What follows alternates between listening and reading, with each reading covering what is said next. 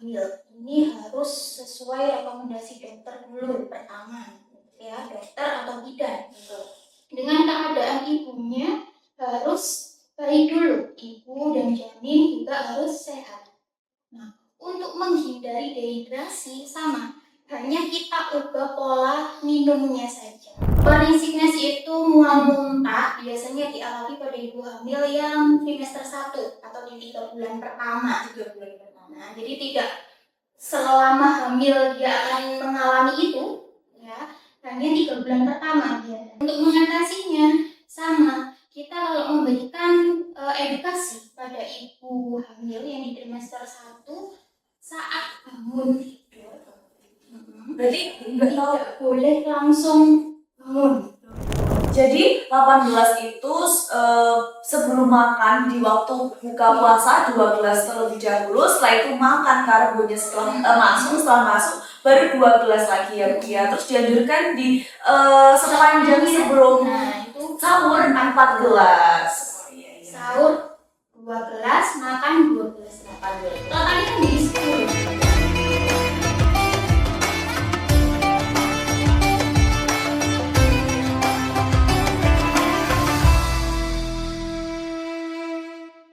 Assalamualaikum warahmatullahi wabarakatuh teman-teman. Cerahkan hati dan tenangkan pikiran di bulan Ramadan. Saya Septi Nur Kamil Zenia bersama Ibu Elvira Fitriana STR KEP MKM ya Bu ya. Pada acara ini kita menyapa pemirsa aksi Bu. Di sini banyak sekali pertanyaan-pertanyaan yang akan saya tanyakan seputaran tips and trik ibu hamil dan ibu menyusui ketika tetap berpuasa di bulan Ramadan. Bu, berbicara tentang Ramadan nih Bu, bagaimana ibu sudah full atau sudah bolong-bolong nih Bu puasanya? Kebetulan sudah ada bolongnya. Udah bolong ya Bu, maklum cewek Bu, kalau cewek kan bisa ditoleransi karena ada alasan tertentu ya Bu ya. Kalau cowok tuh yang nggak boleh, kayak ada alasan ya Bu, kecuali musafir ya Bu ya. Benar sekali Bu. Cewek ada dispensasi. Iya betul, cewek ada dispensasinya. Gimana Bu, ibu kabarnya sehat? Alhamdulillah untuk saat ini sehat. Sehat. Semoga dan seterusnya. Amin, amin, amin ya rabbal alamin. Saya juga ingin selalu sehat sih Bu ya. Gimana Bu? Ibu mau mudik atau gimana nih Bu? Enggak. Kebetulan rumahnya Jombang. Oh ya Allah. Jadi tidak pernah mudik. Oh iya Bu. Jadinya langsung pulang langsung mudiknya ke rumah. Iya benar ya Bu ya. Bu langsung saja ke pertanyaan mungkin ya Bu ya. Ini pertanyaan banyak titipan sih Bu. Biar terjabarkan gitu loh. Biar puas yang menitipkan pertanyaan. Bu, di sini ada pertanyaan, bagaimana cara menghindari dehidrasi selama puasa bagi ibu hamil? Oke, untuk dehidrasi sendiri, kebetulan semua orang itu pasti pernah mengalami dehidrasi. Dan dehidrasi sangat tidak dianjurkan apabila pada ibu hamil. Karena apa? Dimana ibu hamil ini kan selain kebutuhan untuk dirinya sendiri, jika dia juga untuk kebutuhan janinnya. Oke, jadi gini, untuk puasa bagi ibu hamil ini harus sesuai rekomendasi dokter dulu pertama, ya, dokter atau bidan. Dengan keadaan ibunya harus baik dulu, ibu dan janin juga harus sehat. Nah, untuk menghindari dehidrasi sama, hanya kita ubah pola minumnya saja. Yang biasanya minum di pagi hari, nah ini diganti mulai dari minum saat berbuka sampai menjelang sahur. Ya. Cuma kebutuhan untuk cairannya itu sama, minimal 18 per hari. 18 per hari itu ya. Sekitar 18 sehari lebih. Itu 2000 ya. Lebih tinggi daripada kebutuhan orang yang biasa. Jadi untuk tipsnya bisa minum 2 gelas sebelum saat buka. Iya, saat buka. Sebelum makan, ya. Sebelum makan buka. Jadi sebelum makan harus minum dulu ya Bu ya. 2 air putih 2 gelas. Gak boleh yang berwarna itu ya Bu ya. Gak boleh berwarna. Wajib air putih. Air putih. Ya, air putih nanti 2 gelas makan. Setelah makan, minum lagi air putih 2 gelas. Oh gitu tuh. Biar nggak enak, nanti langsung 4 gelas. Biasanya mual. Iya. Nah, untuk opsi lain, gantinya tadi yang berwarna tadi, itu boleh, tapi tidak boleh teh, tidak boleh kopi. Ngomong-ngomong nggak boleh ya Bu ya. Ya. Jadi kayak seperti susu itu boleh Bu? Susu boleh. Susu yang dikasih es, meskipun dikasih es juga oh. Es batu itu tidak masalah. Yang masalah adalah gulanya. Gulanya. Jadi es apapun itu sebenarnya tidak masalah. Minuman dingin tidak masalah. Yang penting tidak mengandung gula dan garam berlebihan. Dan garam berlebihan. Karena sangat membahayakan sekali kalau glukosa dan garamnya ini terlalu banyak bagi ibu hamil dan janin. Untuk garam sendiri untuk makanan ya harus dibatasi porsi garamnya. Karena apa? Garam ini juga mengikat air lebih banyak. Oh gitu ya. Jadi akhirnya otomatis bisa menjadi dehidrasi. Emang terlalu asin juga boleh nanti darah tinggi betul. Ibu hamil juga sama ya, ibu hamil kan resiko darah tinggi juga, diabetes lagi untuk gulanya. Jadi itu gini Bu, berarti ibu hamil tuh tidak apa ya Bu ya puasa ya Bu ya? Karena kan kebanyakan orang kayak apa ya Bu ya, yang mengira kalau ibu hamil nggak boleh puasa gitu. Iya boleh, ibu hamil ini boleh puasa asal kondisinya. Ya, kalau memang di tengah-tengah puasa dia tidak kuat, ada tanda-tanda dehidrasi seperti pusing, ya, kemudian berkunang-kunang, lemas, mual, kabur pandangan ya Bu ya. Itu harus dihentikan. Berarti boleh buka ya Bu ya? Boleh buka saat itu juga, karena kan untuk kebaikan si ibu dan juga janinnya. Jadi tidak usah dipaksa. Tergantung kondisi. Baik Bu. Nah, pertanyaan yang kedua Bu, bagaimana cara mengatasi moving sickness ya Bu ya? Morning sickness selama puasa bagi ibu hamil. Morning sickness itu kayak mual muntah juga sih Bu? Oke, benar. Morning sickness itu mual muntah biasanya dialami pada ibu hamil yang trimester 1 atau di 3 bulan pertama. Nah, jadi tidak selama hamil dia akan mengalami itu, ya, hanya 3 bulan pertama biasanya. Karena ini adanya pengaruh hormon, ya, hormon namanya hormon HCG. Nah, itu bisa untuk menyebabkan mual muntah. Nah, untuk mengatasinya sama, kita kalau memberikan edukasi pada ibu hamil yang di trimester 1 saat bangun tidur. Berarti tidak boleh langsung bangun. Jadi berbaring dulu dari kasur, ya. Jangan langsung bangun gitu ya Bu ya. Pusing ya Bu ya. Nah, dia akan memicu mual muntah. Jadi diam dulu, kemudian direlekskan dulu, baru nanti bangun. Nah, kalau saat puasa sama makan yang dimakan mulai dari sahur itu harus yang porsinya kecil-kecil, sedikit-sedikit, tapi harus memenuhi gizi seimbang. Contohnya seperti apa itu? Contohnya ya, yang karbohidratnya kompleks seperti nasi merah. Oh, nasi merah. Baik, selain mengandung karbohidrat, dia juga mengandung serat. Dan ini yang dibutuhkan oleh ibu. Ya. Kemudian yang kedua tinggi protein. Makanan-makanan protein banyak sekali ya, protein hewani, protein nabati. Ya. Mulai dari telur, ayam, rebus, ikan-ikanan, daging, baik daging sapi, daging ayam itu boleh. Oke. Ibu hamil apalagi di trimester 1 makan apapun itu diperbolehkan. Yang penting tidak muntah. Bukan makanan yang memicu mual muntah. Oh iya, kadang ada ibu hamil yang baunya, aduh udah bau gak mau makan gitu ya Bu ya. Dihindari. Itu nanti akan resiko untuk dia muntah. Jadi makanannya harus tinggi serat dan tinggi protein. Ya, jangan lupa sayur, buah. Nah, ini harus wajib. Iya Bu, berarti ya. itu cara mengatasinya ya Bu. Tapi kadang itu ada ibu hamil yang ngeyel gitu loh Bu ya. Ada yang memakan junk food sebelah-sebelahan gitu Bu. Kayak aduh aku pengen junk foodnya seperti kayak sebelah mungkin sama mentai itu baik nggak sih Bu buat kesehatan ibu hamil? Gini, makanan apapun yang instan, proses food itu enggak. Karena apa? Ini bukan makanan yang benar-benar real food. Yang kita butuhkan oleh energi di tubuh kita itu adalah yang benar-benar real food, mudah dicerna, dan kebutuhan energinya ini kompleks dan bisa memenuhi kebutuhan harian. Kalau yang junk food kita kan nggak tahu nanti, misalkan mie instan, proses pembuatannya gimana? Ya, itu kan tepung saja dan juga Saus-sausan mungkin ya Bu, kayak saus-sausan gitu ya Bu ya. bumbunya micin. Ya Allah, Ini kan tinggi gula dari tepungnya, tinggi garam dari bumbu.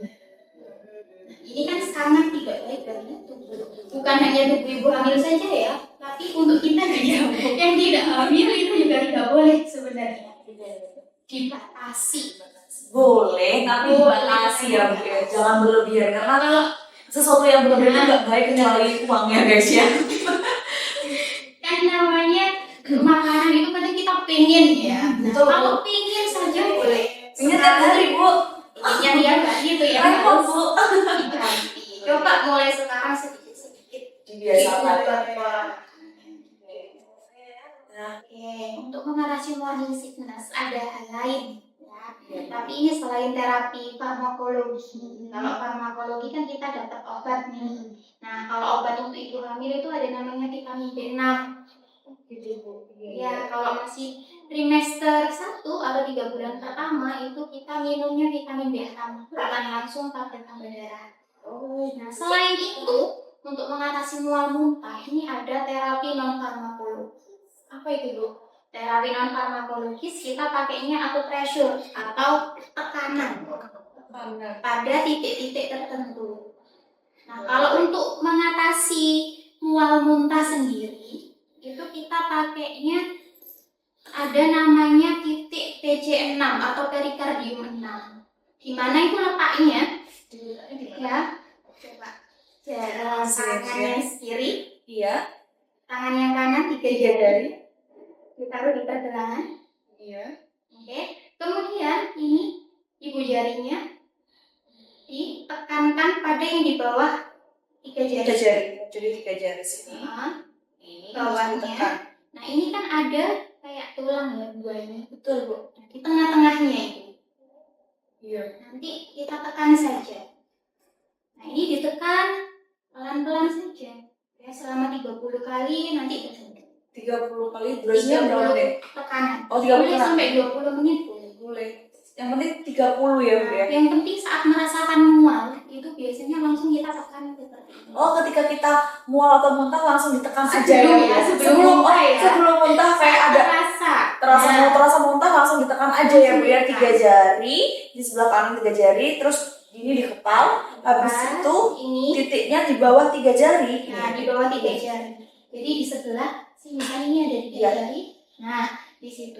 Nekannya juga harus benar-benar ditekan. Jadi sampai jempolnya ini, jempol kita kayak ada putihnya ini. Oh, kan benar-benar nekannya kuat. Iya. Nah, itu ditekan.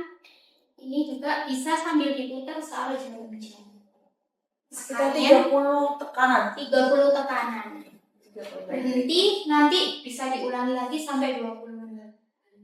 Baik. Tuh, ya. Jadi itu bisa mengurangi mual muntah di sini.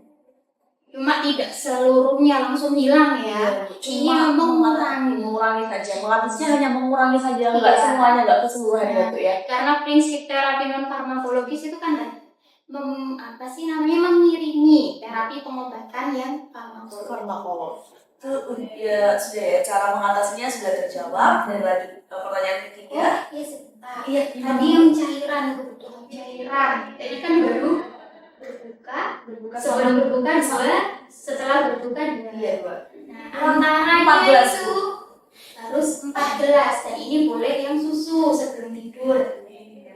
Nah, terus setelah tarawih mungkin minum lagi. Nah, ini harus sampai sebelum tidur itu 14. Baru nanti sahur, sebelum sahur 12 lagi, setelahnya 12. Setelah makan sahur maksudnya, bukan pas setelah sahur. Iya, setelah makan sahur. Jadi 18 itu sebelum makan di waktu buka puasa 12 terlebih dahulu, setelah itu makan karbonya setelah masuk baru 12 lagi ya Bu ya. Terus dianjurkan di sepanjang sebelum Nah, itu sahur 4 gelas.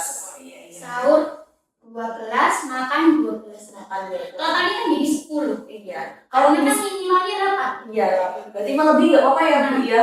Asalkan tadi kayak susu itu nggak apa-apa ya Bu ya, sama air putih ya Bu ya. Air putih boleh. Yang penting tidak mengandung glukosa yang berlebihan.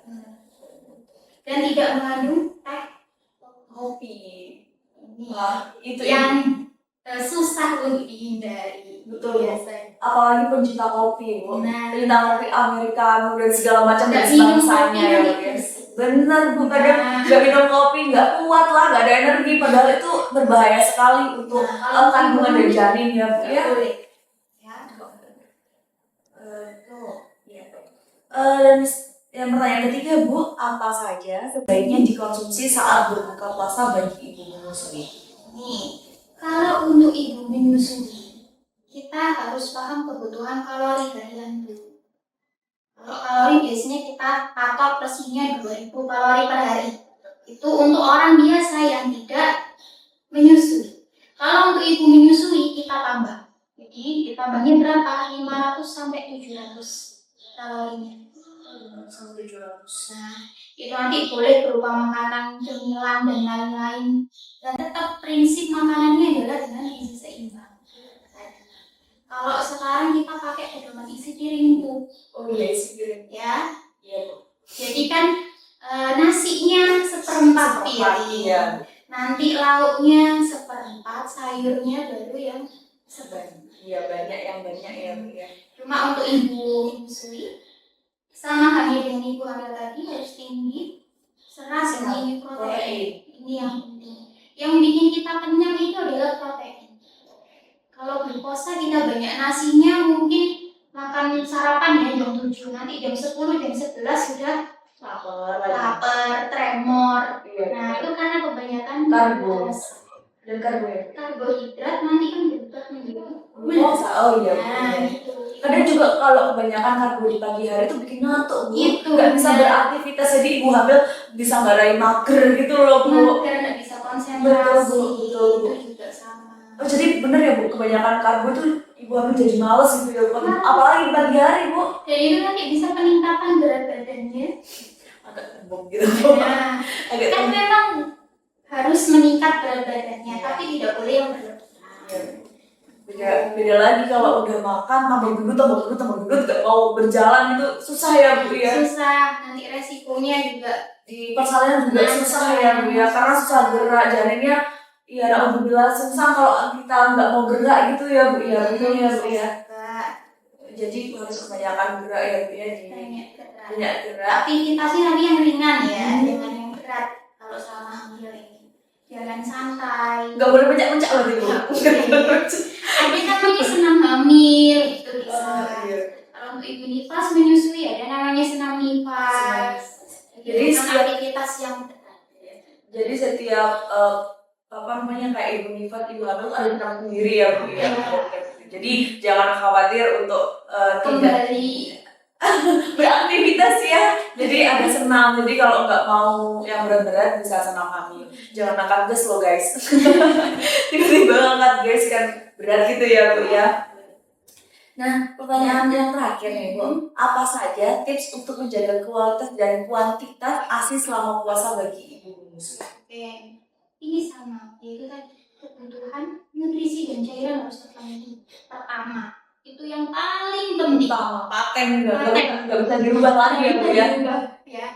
Kemudian yang kedua, kelola stres. Ibu menyusui ini nggak boleh stres. Apalagi ibu hamil. Ibu hamil juga nggak boleh stres. Ibu hamil, ibu menyusui karena pengaruh hormon dia akan cenderung moodnya ini berswing ya Bu ya. Apalagi kalau stres, tidak ada yang membantu di rumah, mengurus anaknya sendiri, gitu. Ini semakin memperparah tingkat stresor ibu. Di mana hal ini bisa mempengaruhi produksi ASI. Biasanya langsung produksi produksinya turun.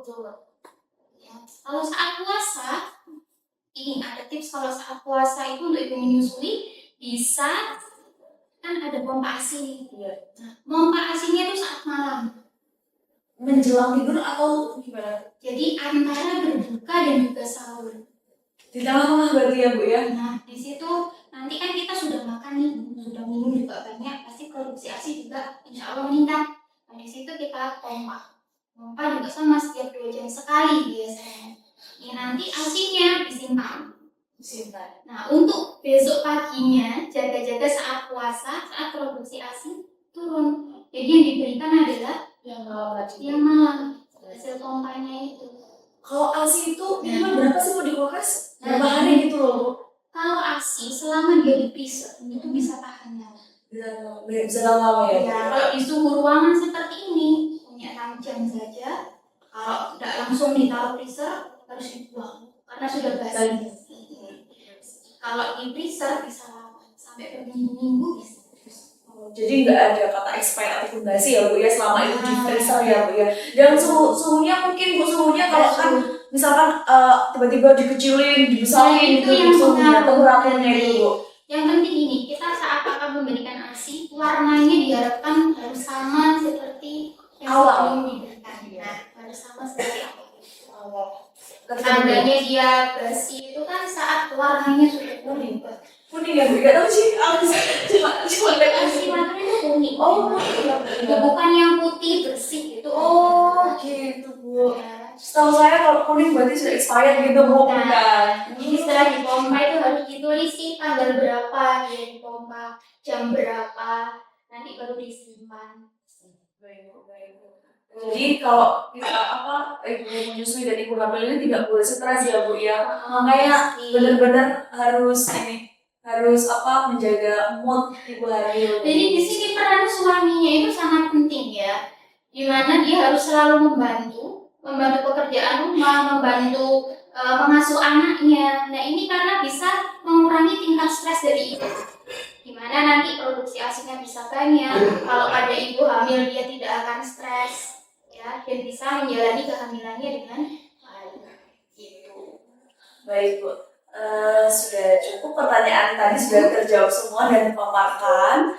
Terima kasih atas kehadirannya Bu. Sehat-sehat selalu ya Bu ya, diberi kelancaran kesehatan maupun rezeki ya Bu ya. Amin. Amin. Apalagi bulan Ramadan akhirnya double Bu ya. Amin. Amin gitu ya Bu. Baik Bu, terima kasih saya selaku host atas kehadirannya Ibu Fira ke sini. Kita bisa berbicara-bicara nanti di luar podcast ya Bu ya, kalau ada pertanyaan yang kurang paham gitu ya Bu ya. Terima kasih. Saya akhiri, wassalamualaikum warahmatullahi wabarakatuh.